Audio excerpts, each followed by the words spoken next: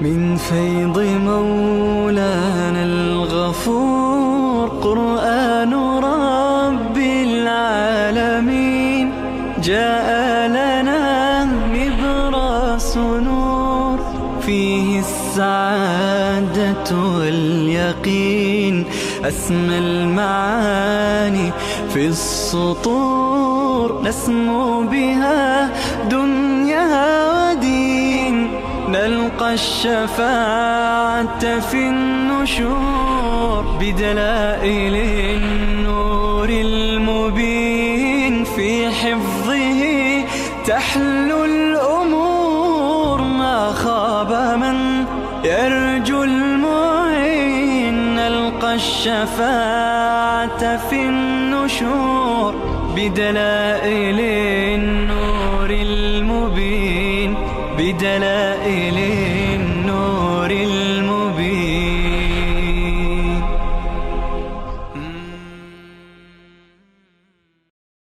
أعوذ بالله من الشيطان الرجيم. بسم الله الرحمن الرحيم. وقال الله لا تتخذوا إلهين اثنين إنما هو إله واحد فإياي فارهبون وله ما في السماوات والأرض وله الدين واصبا أفغير الله تتقون. صدق الله العظيم. اللهم صل على سيدنا وشفينا محمد وعلى آله وصحبه وبارك وسلم.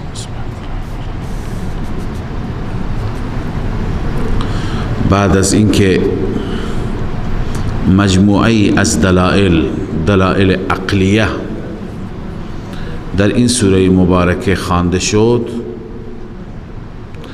الله عز و جل به تمام مکلفین، تمام بندگان دستور میده لا تتخذوا الهین اثنین. اما الله که گفته، کجا گفته؟ به واسطه رسول، به وسیله رسول الله می فرماید لا تتخذوا الهین اثنین، دو معبود، دو اله شما نگیرید، معبود شما یگانه هست. انما هو اله واحد، جزی نیست اون معبود یگانه هست. فقط او را اله بدانید، فقط او را معبود بدانید. فایای فارهبون، بس فقط از من بترسید، از من پروا داشته باشید، دون غیری، نه کسی دیگر. وله ما فی السماوات والارض وله الدین واصبا. الله می فرماید فقط و فقط برای او هست، خلقا، ملکا، عبیدن، از هر جهت مخلوقی او هست، مملوکی او هستند، عبید و بندگانی او هستند. ما فی السماوات والارض، تمام آن مخلوقاتی که در آسمان ها و زمین هستند. وله الدین واصبا، فقط و فقط برای او هست دین. دین یعنی عبادت. واصبا دو معنی دارد، یکی واصب به معنی دائم، همواره، همیشه عبادت مال او هست، کسی دیگر را عبادت نکنید. یا اینکه واصب به معنی لازم، شاه رفیع الدین رحمت الله علیه نوشته وله الدین واصبا، یعنی دائما، ببخشید لازما عبادت مال او هست، مال کسی دیگه نیست. افغیر الله تتقون، آیا این زجر است؟ آیا از غیر خدا می ترسید؟ از غیر خدا پروا می کنید؟ و ما بكم من نعمت فمن الله ثم اذا مسكم الضر فإلیه تجأرون. الله می فرماید آن نعمتی که نسبت به شما هست در وجود شما هست فمن الله، از جانب الله است. اینا موانع هستن که غیر از خدا از دیگه کسی نترسیم، دیگه کسی را عبادت نکنیم.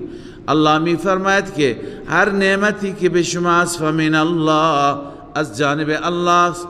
ثم اذا مسكم الضر فالیه تجأرون، سپس وقتی که به شما آسیبی میرسد به سوی خدا پناه میبرید. لا الی غیره، جای دیگه نمی روید، پس از غیر خدا هم نخواهید.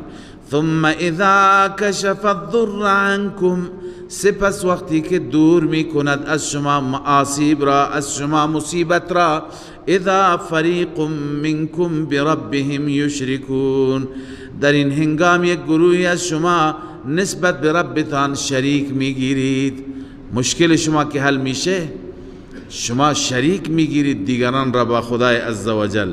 لیکفروا بما آتیناهم، این لام هم لام عاقبت است. نتیجه چی میشه؟ عاقبت چی میشه؟ عاقبت این میشه که کفران میکنن، کفر میکنن به آنچه که ما دادیم، یعنی کفران نعمت میکنن. فتمتعوا، لذا خدا میفرماید چند روز بهره بگیرید، چند روز استفاده کنید. فسوف تعلمون، ان قریب شما میدانید.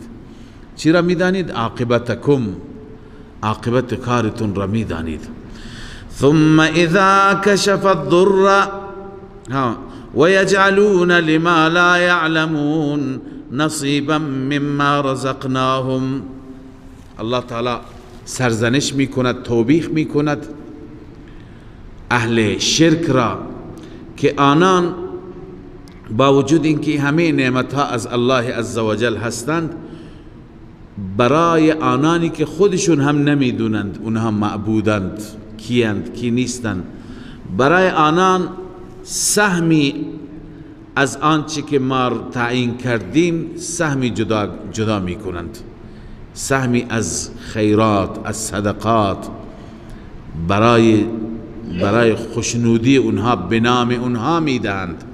و یجعلون لله و یجعلون لما لا یعلمون، قرار می دهند آن چیزی را برای آن چیزی که نمی دانند. نصیبا مما رزقناهم،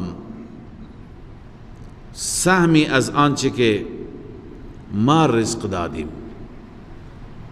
اون سهم چی هست؟ شما قبلا خواندید، من الحرث والانعام، بخشی از کشتشان، بخشی از چارپایانشان را به نام خدایان قرار میدهند.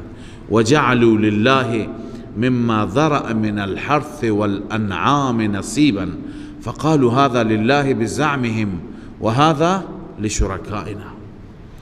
پس آنان از اون رزقی که ما دادیم چرا سهمی برای معبودان خودشان قرار میدهند؟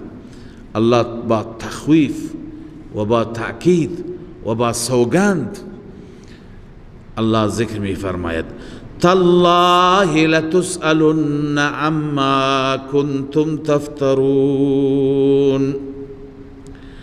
قسم به خدا، سوگند به خدا، شما حتما سؤال می شوید، بازخواست می شوید. عما کنتم تفترون، از آنچه که افترا می گفتید. افترا چی بود؟ افترا همین بود که من ان الله امرکم بهذا، می گفتن خدا ما را امر کرده. این که شما میگید خدا ما را امر کرده، از شما میپرسد خدا کجا من امر کردم؟ و یجعلون لله البنات، یکی دیگر از کفر و شرکشان بازم زجر و توبیخ قرار میدهند برای الله دخترانی را. سبحانه، الله پاک است، الله از فرزند، از دختر پاک است. ولهم ما یشتهون، برای آنان از هر چی که بخواند، هر چی که دلشون بخواند نسبت میدهند، هر چی که دلشون بخواد کفرگویی میکنند. خودشون از دختر بیزارند، از دختر فراريند. کسی بهشون میگه خانه تون دختری متولد شده، چهرهشون متغیر میشه. و باز میگن خدای عزوجل دختر دارد و فرشتگان دختر هستند. دختر بودن و پسر بودن فرق نمی کند، اما الله عزوجل طبق دیدگاه اونها می فرماید و اذا بشر احدهم بالانثى، هرگاه مژده داده می شود، بشارت داده می شود یکی از آنان بالانثى، به دختری، ظل وجهه مسودا، می گردد چهرهش سیاه میشه، و هو کظیم، و اون پر از غم است. کظیم یعنی ممتلئ غیظا، پر از غیظ میشه، پر از غم میشه که چرا خونه دختری متولد شد. خیلی از جهلای زمان ما همین طورند، بسیاری از مردم که واقعا جهالت و نادانی هست. فرزند میوه زندگی هست، چه بسا دختران هستند که از پسران پیشی میگیرند. لذا بعضی نادانتر از این، هرچی که عصبانیت هست بر زن خالی میکنند، انگار به دست زن است. زنو میگه، زنو ملامت میکنه چرا دختر آوردی، و بعضی به همین خاطر تنبیه میکنن زن را، میرن زن دیگه میگیرند. یعنی اکثرا دیده شده کسانی که میرن به این خاطر، به این تنبیه که زن را تنبیه بکنه، میره زن دیگه میگیره، الله تعالی از اونم دختر میده. این به دست الله هست، به دست انسان نیست. انسان باید هر چی که الله برایش فیصله میکنه، نه اینکه راضی باشه بلکه خوش باشه که الله برای من محبوب من هست و رب من هست، برای من این خواسته، برای من این انتخاب کرده. الله بحث مشرکان را میکند که اونها دختری که خانهشون پیدا میشد، ظل وجهه مسودا، چهرهش سیاه میشد، و هو کظیم، پر از غم بود، پر از غیظ بود. یتوارا من القوم من سوء ما بشر به، مخفی میکند، پنهان میکند از قوم به خاطر آر و ننگ. من سوء ما بشر به، از بشارت بدی که بهش داده شده، از مژده بدی که بهش داده شده. ایمسکوه علی هون، در ایمان ده که آیا او را با ذلت نگه دارد، ام یدسه فی التراب، یا در خاک او را فرو ببرد. مونده که چیکارش بکنم. الله می فرماید الا ساء ما یحکمون، خبردار، آگاه باش، اینها بسیار بد فیصله می کنند، بد فیصله می کنند با این عقاید، با این دیدگاه های غلط و نادرست. للذین لا یؤمنون بالآخرة مثل السوء، برای آنانی که ایمان به آخرت ندارند، همین مشرکین بودند که ایمان به آخرت نداشتند. مثل السوء، در دنیا ذلت و عقوبت، صفت بد. مثل السوء صفت بد. اون صفت بد چی هست؟ یا جهل است و نادانی است، یا ذلت و عقوبت است. ولله المثل الاعلى، برای الله صفات اعلی هست، صفات عالیه هست. و هو العزیز الحکیم، اون عزیز است یعنی غالب علی امره، والله غالب علی امره معنی عزیز است، او هر کاری میتواند بکند. اما الحکیم، حکمت هست و کارهاش، همین که مهلت میده و فوراً عذاب نمیده هم حکمت است. ولو یؤاخذ الله الناس، تخویف دنیوی و حکمت امهال اینجا هم بیان شده. چه حکمتی در مهلت دادن است؟ الله می فرماید اگر خدا به سبب ظلم فوراً مؤاخذه بکند، خب کسی نمی ماند، چون که هیچ کس نیست که ظلم نکرده باشد.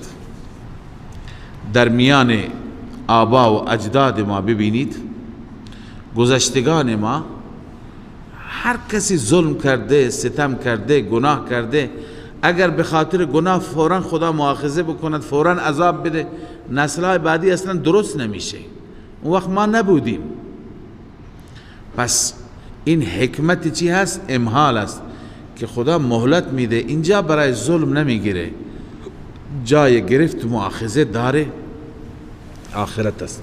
ولو یؤاخذ الله الناس بظلمهم ما ترك عليها من دابه، اگر الله مؤاخذه میکرد مردم را بسبب ظلمشان، ما ترک علیها من دابه، بر زمین هیچ موجود زنده ای نبود.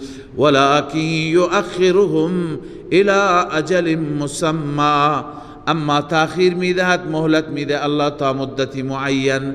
فاذا جاء اجلهم، الله میفرماید زمانی که اجلشان بیاید اون وقت عذاب داده میشوند. لا یستأخرون ساعتا ولا یستقدمون، یک لحظه تأخیر نمی کنند و یک لحظه تقدیم نمی کنند از اجل. و یجعلون لله ما یکرهون و تصف السنتهم الكذب ان لهم الحسنى. برای دومین بار زجر و شکوه گذشته تکرار میشه.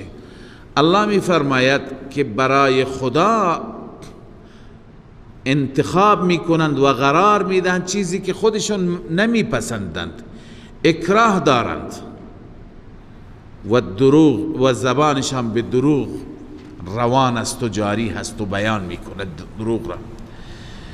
ببینید چه چیزی را برای خودشان نمی پسندند. چندین چیز هستند. یکی دختر که الان خواندیم، یکی دیگه شریک در ریاست و اموال که مثالش الان می آید. هر کسی دوست دارد در مال خودش شریک داشته نباشد. هر کسی دوست دارد که در ریاست و در پست خودش رقیب و همراه و شریک داشته نباشد. وقتی که شریک باشد مشکل میشه. این مال چقدر مال است، ماشاءالله رونق داره، ولی تنها مال شما نیست. یا اینکه پست مقامی این در جوار ما الان ملکی هست، دو تا رئیس دارد. افغانستان دو تا رئیس هستند. الان یکی اسمش رئیس اجرایی، یکی اسمش رئیس جمهوره. خب رئیس اجرایی همون رئیس جمهوره دیگه، ولی دو تا رئیس به هیچ کدوم نمی چسبد. اون میگه کاش که اون از بین میرفت، اون میگه اون از بین میرفت. لذا دو تا ریاست برای خودت نمی طلبی و همچنین در مالت شریک برای خودت دوست نداری، دختر برای خودت دوست نداری، همه را برای خدا دوست داری. میگه که مدبر و متصرف تنها خدا نیست، دیگران هستند. مدیریت مطلق این عالم به دست خدا نیست، دیگران هم هستند. خدا دخترم دارد. یعنی هر چی که برای خودت نمیپسندی برای خدا ذکر میکنی. الله می فرماید و یجعلون لله ما یکرهون، قرار میدهند برای الله آن چیزی که یکرهون نمیپسندند برای خود. یکرهون اینجا تفسیر جامع البیان نوشته ما یکرهون لانفسهم من البنات والشریک فی الریاست والاموال، دختران و شریک در ریاست. و تصف السنتهم الكذب، و زبانشان به دروغ وصف می کند، بیان می کند. چی می گوید زبانشان؟ ان لهم الحسنى. حسنا قبلا خواندی تفسیرش بهشت است، یعنی میگن برای ما بهشت است. الله می فرماید نه اونطور نیست، تخویف. لا جرم ان لهم النار، همانا لا محاله شک نیست که ان لهم النار، برای آنان آتش است. و انهم مفرطون، آنان جلو کرده میشن. مفرطون یعنی مقدمون الى النار، تقدیم میشن به سوی آتش. تالله لقد ارسلنا الى امم من قبلك، این تخویف اخروی. قسم به خدا ما فرستادیم به امتهای قبل از شما، برای آنان هم شیطان اعمالشان را مزین کرد. فزین لهم الشیطان اعمالهم، شیطان برای آنان مزین کرد، آراسته کرد اعمالشان را. فهو ولیهم اليوم، اون شیطان است ولی و حامی آنها امروز. ولهم عذاب علیم، و در آخرت برای آنها عذاب دردناک است. وما انزلنا عليك الكتاب، حال فریضه رسول، ای رسول ما نفرستادیم بر تو کتاب را، الا لتبین لهم الذی اختلفوا فی، مگر برای اینکه بیان کنی برای آنان در آنچه که اختلاف دارند. قرآن آمده تا اختلافات را حل کند، عقیده صحیح را بیاموزد. و هدی و رحمه، و همچنین این کتاب هدایت است علما و رحمت است عملا، لقوم یؤمنون، برای مستفیدین، برای قومی که ایمان میآورند. والله انزل من السماء ماء، دلیل ششم توحید عقلی هست. الله نازل کرد از آسمان آب را، باران را. فاحیا به الارض بعد موتها، احیا کرد به وسیله آن زمین را بعد از مردنش. ببین این قدرت کمی نیست. ان فی ذلک لآیة لقوم یسمعون، همانا در این آیه هست، نشانه هست بر توحید، بر قدرت لا یزال، اما برای قومی که گوش به حرف باشد، یسمعون، کلام خدا را گوش کند، انابت داشته باشد. و ان لکم فی الانعام لعبره، هر طرف نگاه کنی آیه هست، هر طرف نگاه بکنی نشانه هست. الله می فرماید برای شما در چارپایان عبرت هست، موعظه هست، درس و پند هست. چطور؟ نسقیکم مما فی بطونه، ما شما را می نوشانیم از آنچه که در شکمش هست. من بین فرث و دم، از میان فرث نجاست ها، پشگل ها، پسافکنده ها، و دم از میان خون. لبنا خالصا، از میان خون و از میان نجاست. لبنا خالصا، شیر خالصی هست، خالصه، هیچ قاطی نشده با هیچ نجاستی، با خون آلودم نیست. سائغا للشاربین، خوشگوار است برای نوشندگان، کسانی که بنوشند. ببین همین فکر بکن، الله عزوجل به چه سیستم پیچیده و جالبی، وقتی که این گوسفند، این گاو، شتر علوفهش را میخورد، غذاش را میخورد، این میره یک بخشش تبدیل به خون میشه، یک بخشش تبدیل به پسافکنده و نجاست میشه بلا نسبت، یک بخشش تبدیل به شیر میشه. چقدر اینا با هم تفاوت داره، اون دوتا نجسند، این پاکترین و مقویترین خوراک است. لذا این آیه هست، درس بگیرید. و من ثمرات النخیل، همچنین از میوه های نخیل، نخل خرما، والاعناب، و انگور. تتخذون منه سکرا، شما از آن چی میگیرید؟ سکر. سکر میگویند اون چیزی که باعث نشگی میشه، بلا نسبت مستی میشه. الله تعالی فرموده که شما از اون سکر میگیرید. این آیه در مکه مکرمه نازل شده، سوره مکی هست. اون زمان شراب حرام نشده بود، قبل از حرمت شراب است. و رزقا حسنا، این رزق حسنه متعلق به سکر نیست، متعلق به ثمرات النخیل والاعناب، که خود ثمرات برای شما رزق حسنه است، نه اینکه شراب الان حرام است، شراب رزق حسنه نیست. ان فی ذلک لآیة لقوم یعقلون، در همه اینها آیه هست برای قومی که عقل داشته باشند، درک بکنند. و اوحى ربک الی النحل ان اتخذی من الجبال بیوتا و من الشجر، الله وحی کرد به نحل. به زنبور اصل. ان اتخذی صیغه مؤنث است، نه منظور ملکه هست. ملکه که در رأس زنبورها و در رأس یک کندو هست و اونجا حکومت می کند. الله به او دستور داد که او به دیگران دستور بده، دیگه زنبورها. ان اتخذی من الجبال بیوتا، ها اینجا مطلق زنبورها هستند. ان اتخذی من الجبال، از کوها بگیر، بیوتا خانه، یعنی برای خودت خانه درست کن. و من الشجر، و همچنین درخت ها، بیشتر جاهایی که کندوها را درست میکنن برای خودشون در دل کوه هست، در عرض کنم که جاهای پناهگاه های کوه هست یا درختان هست. و مما یعرشون، آنچه که سقف درست میکنن مردم، یعنی انگورها زیر اونها یا زیر سقف ها. ثم کلی من کل الثمرات، سپس بخور از هر میوه، انواع میوه ها.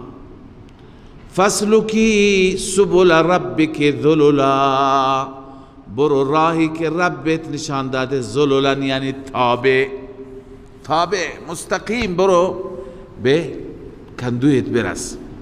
زنبور همونطوری که در آیه اشاره شده، الله عزوجل به صورت عجیبی راهنماییش میکنه که یک جای اگر 100 تا کندو باشند، 1000 تا کندو باشند، هر کندو یک مجموعه جداگانه ای دارد.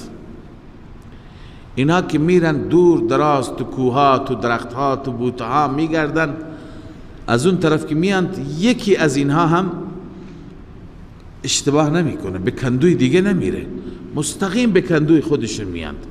این همون الهامی که الله اینجا، وحی به معنی الهام است، الهامی که الله بهش کرده که مستقیم کندوی خودش بره، مستقیم همونجا میره. و نظام عجیبی تعریف میکنند. از آیات هم معلوم میشه که اینها نظم دارند، ملکه‌ای دارند و مطلقاً نمیگذارد که عسلی که اونجا هست اون عسل آلوده بشه. هر زنبوری که از بیرون آلودگی داشته باشد و بنا باشد که عسل را آلوده بکند، در همون ورودی ملکه جانش را میگیرد و او را از بین میبرد. اون نمیتونه بیاد و اونجا عسل تولید بکند، عسلی که آلوده هست و عسلی که میکروب دارد. بنابراین در کتاب‌های که کتاب حیات الحیوان و امثال این چیزهای عجیب و غریب نوشتند که معلوم میشه سیستم پیشرفته تر از انسانها دارد، ولی ما خودمون را عقل کل میدانیم. الله می فرماید یخرج من بطونها شراب مختلف الوانو، خارج می شود از شکمش شرابی، یعنی شربت عسلی که مختلف الوانه، رنگهایش مختلف است بر اساس بوتهایی که میخورد، بر اساس گلهایی که میخورد، میوهایی که میخورد. فیه شفاء للناس، در آن شفا هست برای مردم. ببینید علم قدیم و جدید، طب قدیم و جدید اتفاق نظر دارند که عسل شفا هست، اما عسل مطلقاً هر جا خورده نشه، بستگی دارد نوع مرض چیه و مقدارش، تجویزش چه نوع از کنم عسلی هست. اما عسل تأثیر خودش را حتما داشته و خواهد داشت. ان فی ذلک لآیة لقوم یتفکرون، همانا در این آیه و نشانی هست برای قومی که بیندیشد. یتفکرون یعنی مستفیدین من الآیات. والله خلقكم ثم يتوفاكم ومنكم من يرد الى ارذل العمر. دلیل دیگر، الله آن ذاتی هست که شما را آفریده، ثم يتوفاكم، سپس الله شما را قبض کرده.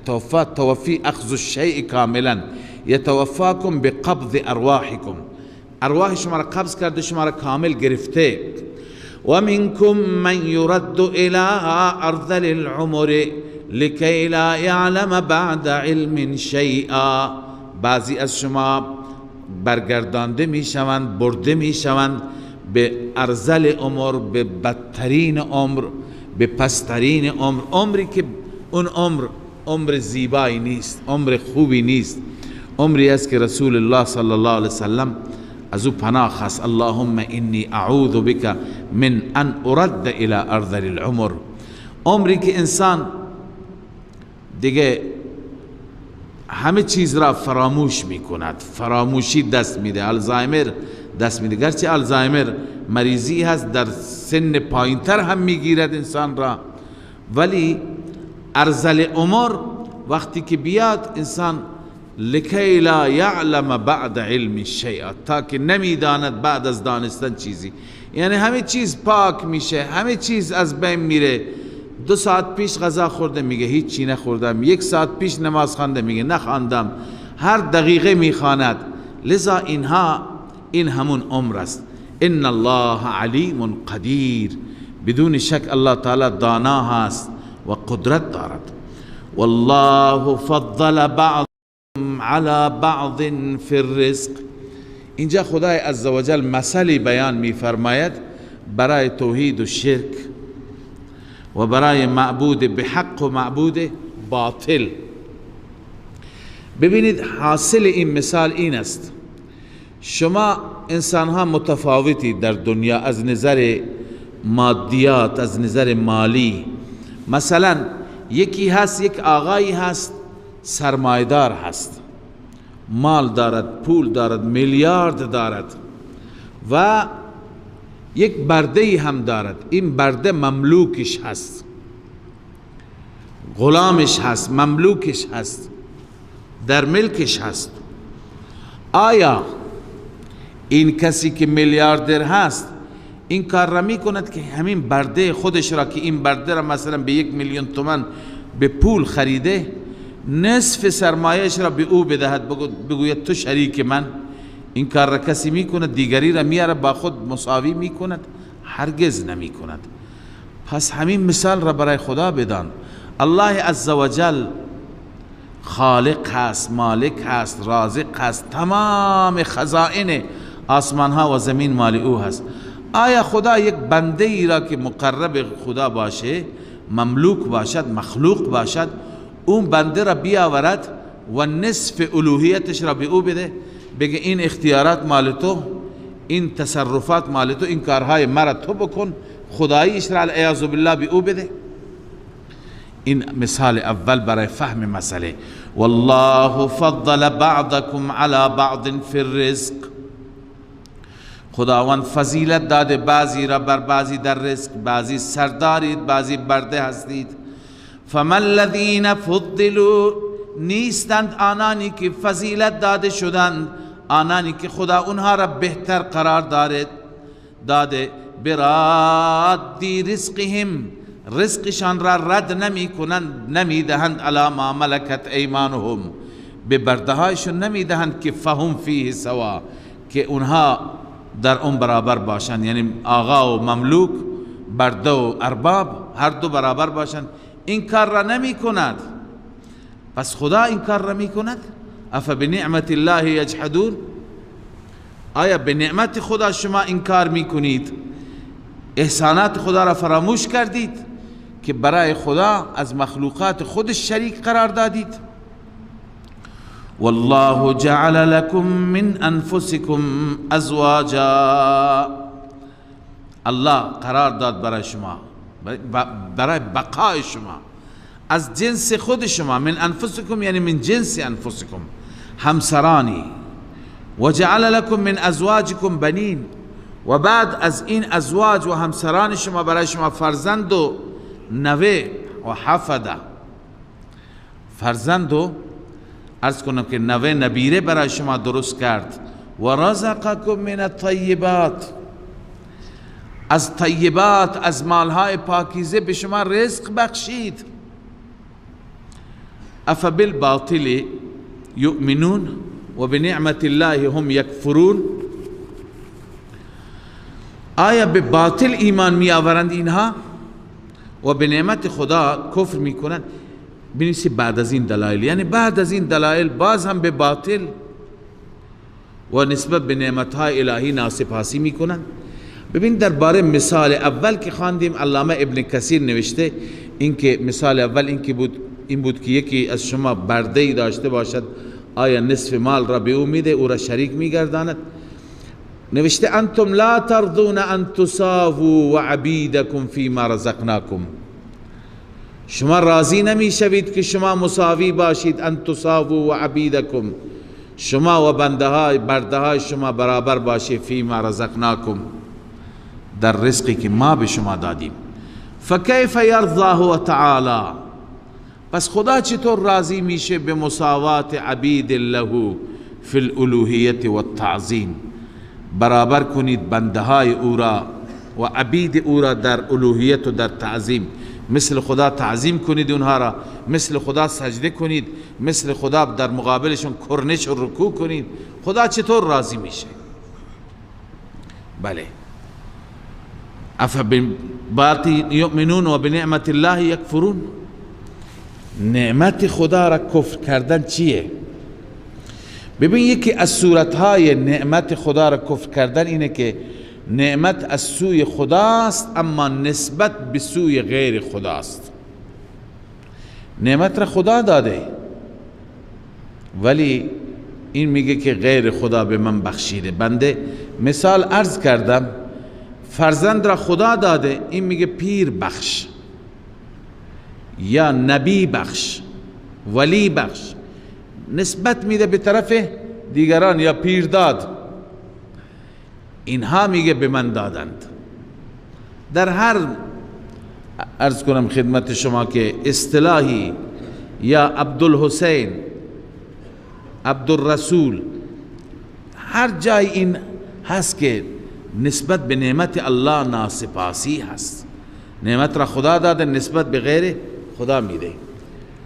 ای یسترون نعمت الله علیهم و یضیفونها الی غیره، نعمتهای خدا را که بر اونها هست میپوشند و نسبت میدهند به غیر خدا. این هست به نعمت الله هم یکفرون.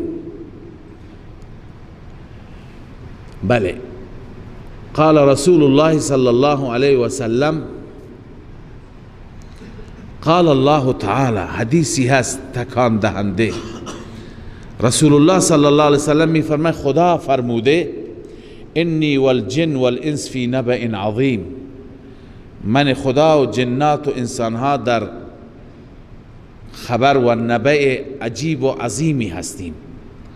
اخلق و یعبد غیری و ارزق و یشکر غیری، من او را پیدا کردم، او غیر من را عبادت می کند، من به او رزق دادم، اون غیر من را تشکر می کند، از من تشکر نمی کند. لذا افبالباطل یؤمنون و بنعمت الله هم یکفرون، معناش این هست. و یعبدون من دون الله ما لا یملک لهم رزقا من السماوات والارض، الله می فرماید که عبادت می کنند غیر از الله، ما لا یملک لهم، آن معبودانی را، آنهایی را که آنها مالک رزق اینها نیستند، نه از آسمان ها و نه از زمین، شیئا، کوچکترین چیزی، ولا یستطیعون، در آینده هم نمیتوانند اینها را رزق بدهند. فلا تضربوا لله الامثال، برای خدا مثل بیان نکنید. انسان بیچاره خدا را که نمیشناسه برای خدا مثل بیان میکنه. مشرکین مکه میگفتند که ملائکه دختران خدا هستند، چون دختر محبوب انسان دختر را دوست داره، حرف دختر را نمی گذاره روی زمین، لذا خداوند به این صورت مثل بیان میکردند. خداوند حرف اینها را رد نمیکنه، اینا محبوبان خدا هستند. اهل خرافات و اهل شرک زمان ما همینو میگند، مثال بیان میکنند، میگویند همان طوری که در دنیا وقتی که بخواهی پیش یک مقام عالی، پیش یک رئیس جمهور، یک وزیر عرضه‌ای داشته باشی مستقیم که نمیتونی، راحت نمیدن، باید واسطه بگیری، باید بری پیش مدیر کل، باید بری پیش استاندار، باید بری پیش رده پایین ها تا این رده پایین ها واسطه ای باشند، نامه را ببرن پیش او، امضای دستوری برات بگیرند، مشکلت را حل کنند. این گونه مثال بیان میکنند. چه ظلمی، چه ستمی. الله را تشبیه دادن به این پادشاهان و بیخبر که از خود خبر ندارند. الله را به اینها تشبیه دادن و گفتن که باید با واسطه پیش خدا بریم. خدا که از حال من و تو همین الان خبر دارد، از دل من شما، از اعماق دل من شما خبر دارد. و هو معکم اینما کنتم، هر جا باشی خدا با شما هست. الله تعالی سمیع هست، بصیر هست، صدای شما را میشنود و تمام احوال شما را میبیند. یا اینکه الله عزوجل هرگاه بخوانید الله میفرماید من اجابت میکنم. نحن اقرب الیه من حبل الورید، از شهرک نزدیکترین به شما. 2 نفرید شما، سومی خداست، 4 نفرید، 5می خداست. اینا را خواندیم ما. لذا چرا خدا را تشبیه میدید؟ برای خدا چنین مثلهای بیان میکنید. فلا تضربوا لله الامثال، بیان نکنید برای الله مثلها. ان الله یعلم و انتم لا تعلمون، بدون شک الله میداند و شما نمیدانید. ضرب الله مثلا عبدا مملوکا، 2 تا مثال دیگه خدا بیان میفرماید. الله بیان میکند مثل یک عبد را، یک برده را که مملوک است، مالکی دارد، صاحبی دارد، اما این عبد مملوک از قضا فلک زده هست. لا یقدر علی شیء، هیچ قدرت و هیچ توانی ندارد. اون فلک زده که گفتم دومی هست، این اختیاری نداره. لا یقدر علی شیء، حتی نمیتواند که از طرف خودش یک قرص نان بگیرد. این مال مولا است، هر چی که مولا دستورش بده. این را الله میفرماید، مثال بیان میفرماید. این از یک طرف، و من رزقناهم منا رزقا حسنا، اون کسی که ما بهش رزق دادیم رزق حسنا. اینا با هم یکی هستند.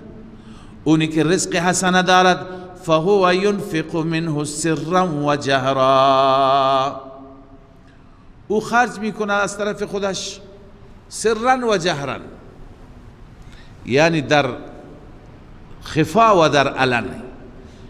اینها با هم برابر نیست. این مثال معبود به حق و معبود باطل است. معبود به حق الله است، هر چی بخواهید، در هر آن بخواهید، هر لحظه بخواهید، هر چی او بخواهد میدهد، او مرضیش باشد.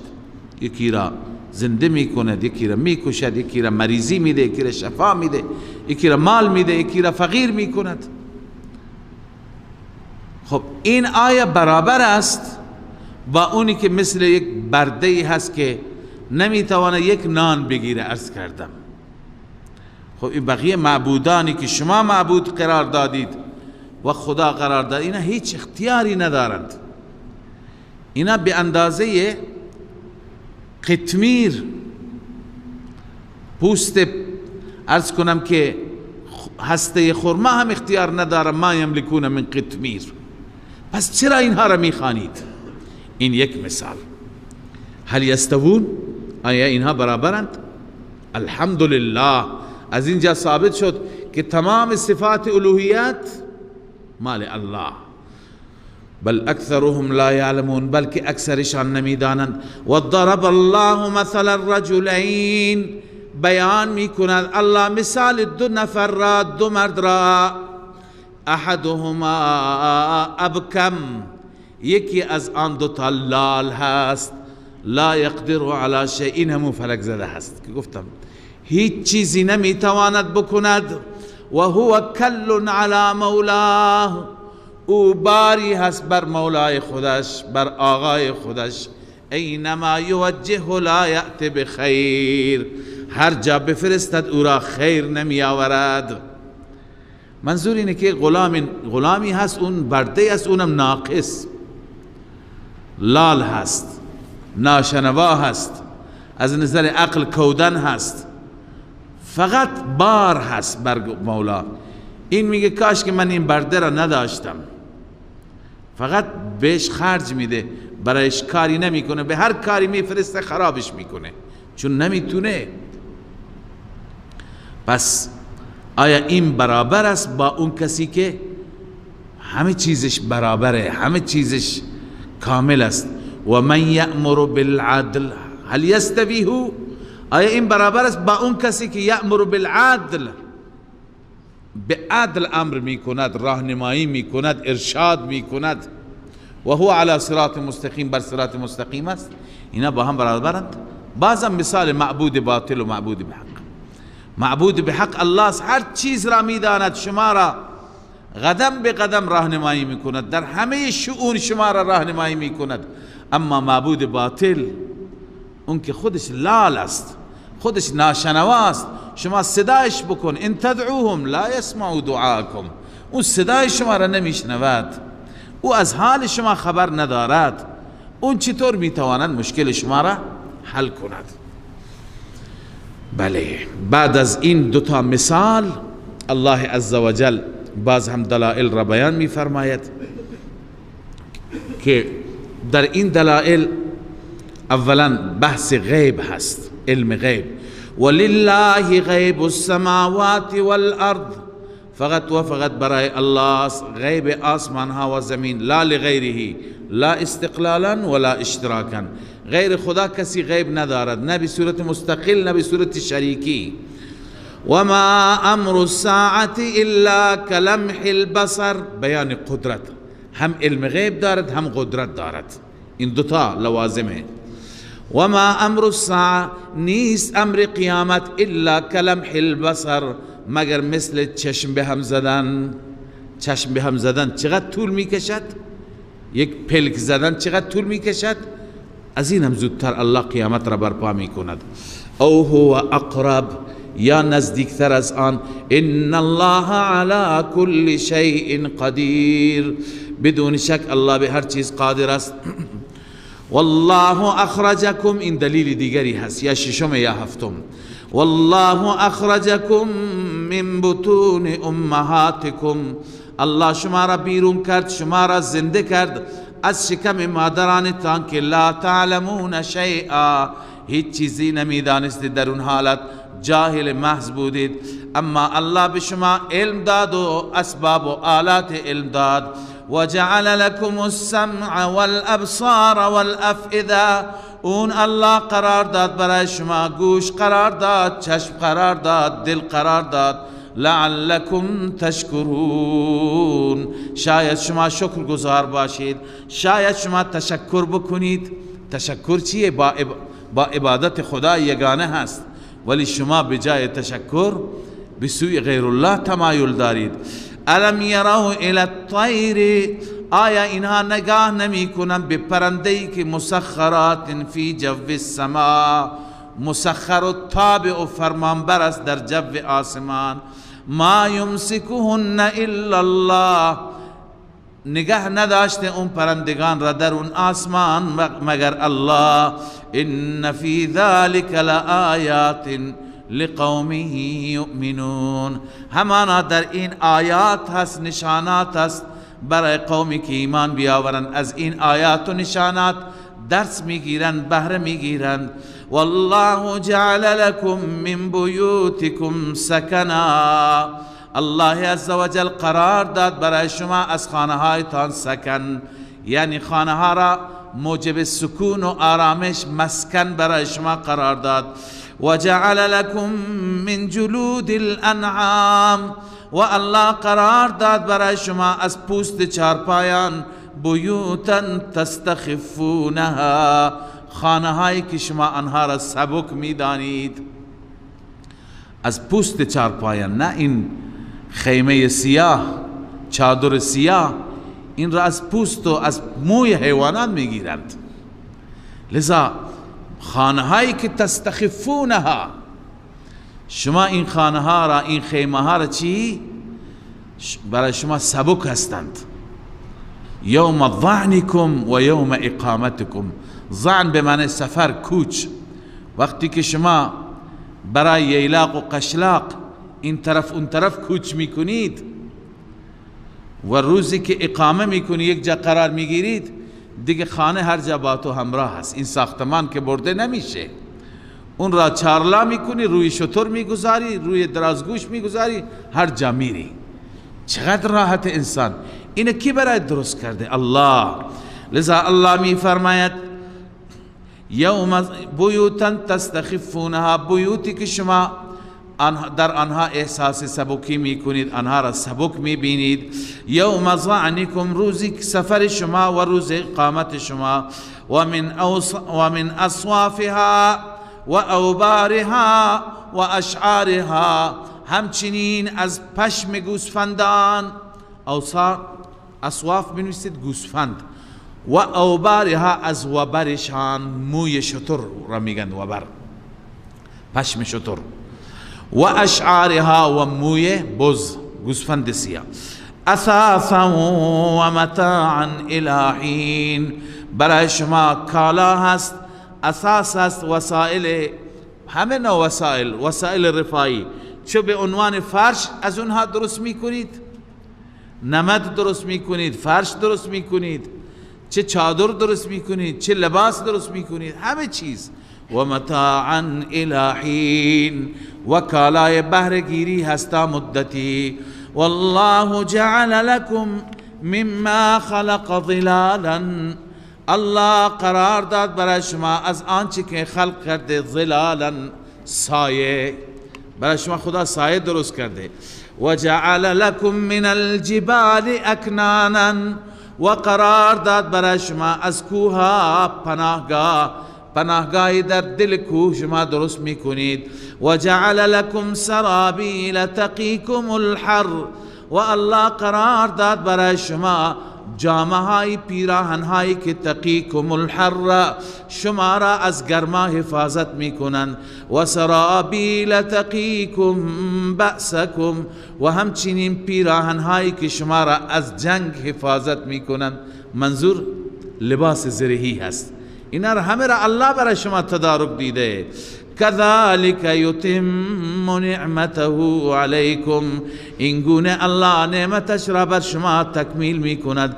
لعلكم تسلمون، شاید شما تسلیم بشید. تسلیم الله ای توحدون، تسلیم بشید، کسی را با او شریک نگیرید، موحد باشید.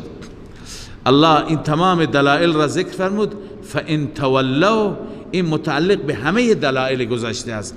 الله می فرماید فَإِن تَوَلَّوْا فَإِنَّمَا عَلَيْكَ الْبَلَاغُ الْمُبِينُ، ای رسول من، ای محبوب من، اگر انکار کردند، اگر پشت دادند، نگران نباش. فَإِنَّمَا عَلَيْكَ الْبَلَاغُ الْمُبِينُ، جز این نیست که بر تو رساندن پیام حق است به صورت مبین، به صورت آشکارا.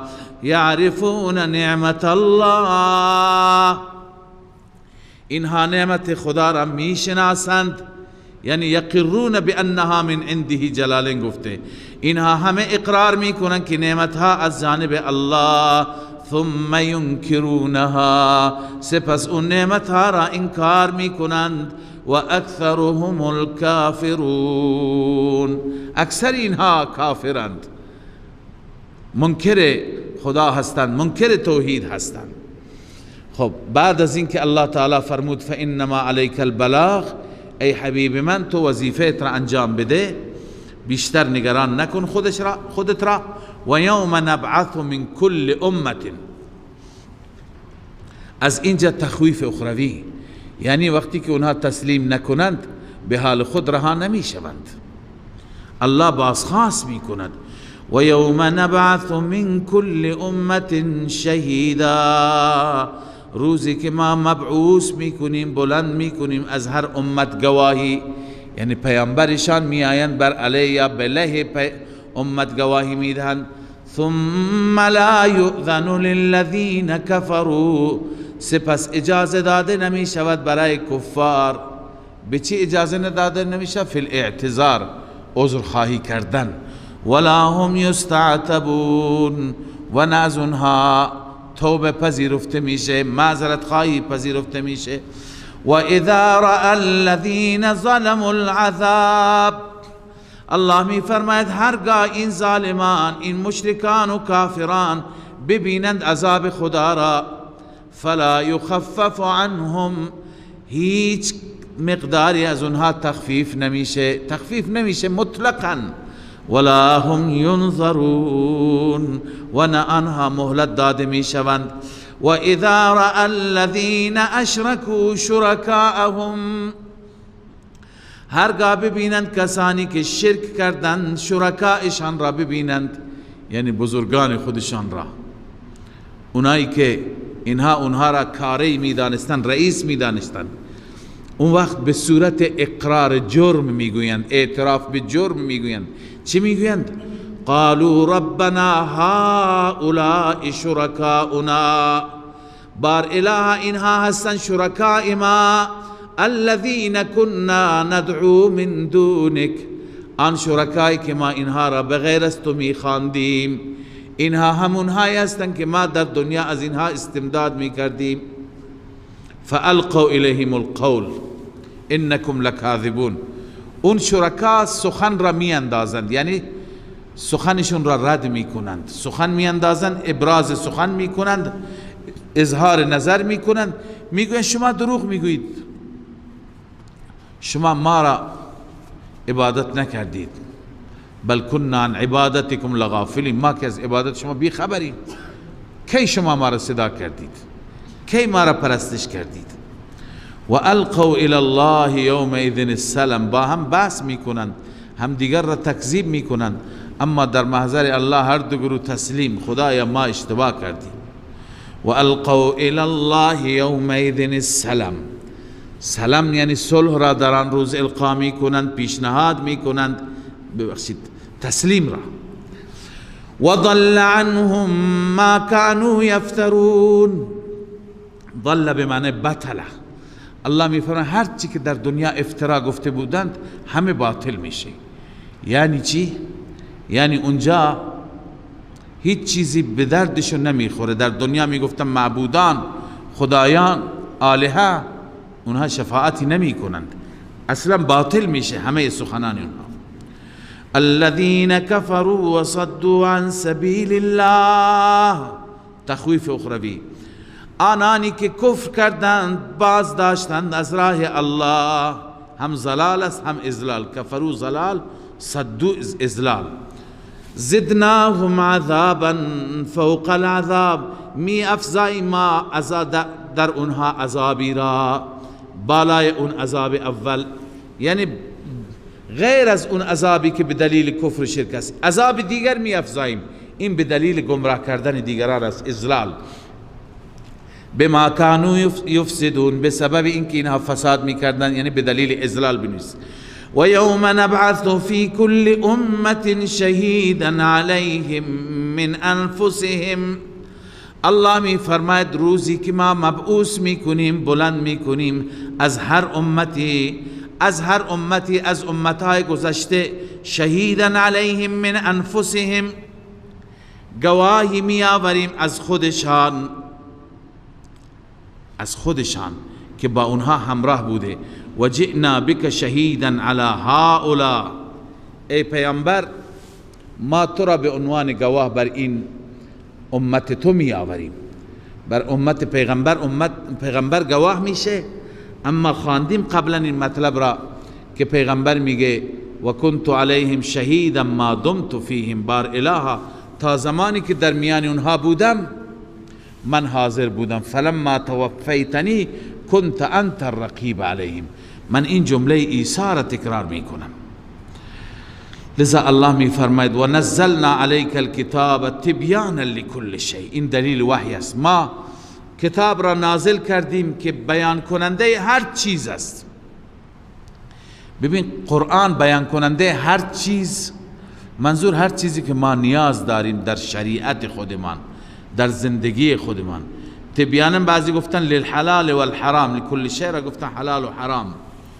بعضی گفتن لكل شيء يحتاج إليه من الأمر والنهي والحلال والحرام والحدود والأحكام معالم التنزيل.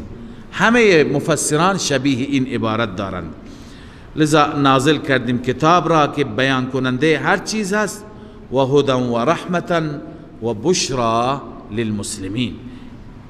این کتاب هدایت است علما و رحمت است عملا و همچنین بشرا برای نجات مژده دهنده هست برای مسلمانان. صدق الله العظیم. من فيض مولانا الغفور قرآن رب العالمين جاء لنا نبراس نور فيه السعادة واليقين أسمى المعاني في السطور نسمو بها دنيا ودين نلقى الشفاعة في النشور بدلائل النور المبين في حفظه تحلو الأمور ما خاب من يرجو المعين نلقى الشفاعة في النشور بدلائل النور المبين بدلائل